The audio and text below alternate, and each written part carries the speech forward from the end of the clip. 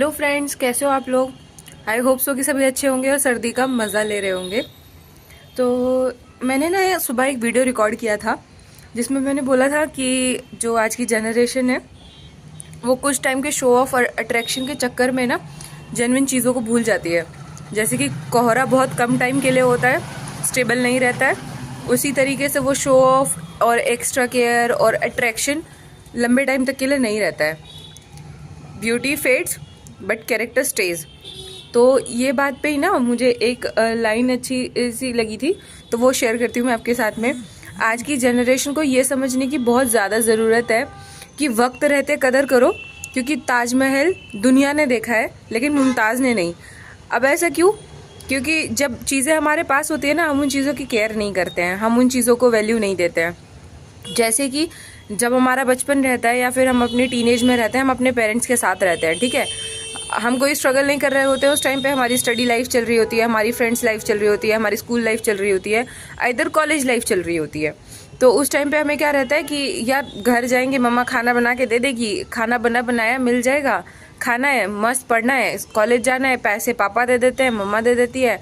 तो पैसों का भी कोई इतना इशू नहीं रहता। कुछ लोगों के साथ स्ट्रगल रहती है कि जो अपना स्कूल भी मैनेज करते हैं, पार्ट टाइम जॉब भी मैनेज करते हैं, अकेले रहते हैं या फिर पीजी और हॉस्टल लाइफ में मैनेज कर रहे होते हैं, स्ट्रगल कर रहे होते हैं। ये उन लोगों के लिए नहीं है, ये उन लोगों के लिए जिनको सारी चीज़ें बेड पे मिल रही होती है, या फिर ये बोलो कि बिल्कुल हाथ में मिल रही होती है, सेवा चल रही होती है जिन लोगों की। तो ये उन लोगों के लिए था।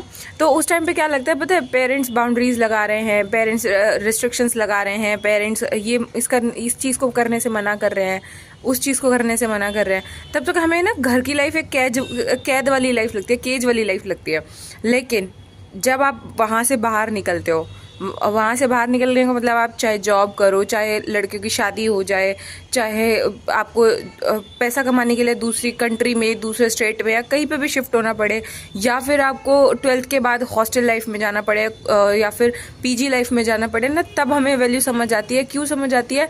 क्योंकि जब आप हारे थके आते हो कॉलेज से, क्लासेस अटेंड करके या फिर ट्यूशन्स करके या फिर जॉब करके, 10-12 घंटे का स्ट्रगल करके आप जब घर वापस आते हो ट्रैवल करके, सब कुछ करके, और घर आने के बाद आपको अपना मैसी रूम देखने के लिए मिलता है, आपको खाने की चीज़ें ऐसे ही बिखरी हुई मिलती है, आपको खाने के लिए चीज़ें नहीं मिलती, आपको गर्म खाना बनाने के लिए खुद से उठना पड़ता है।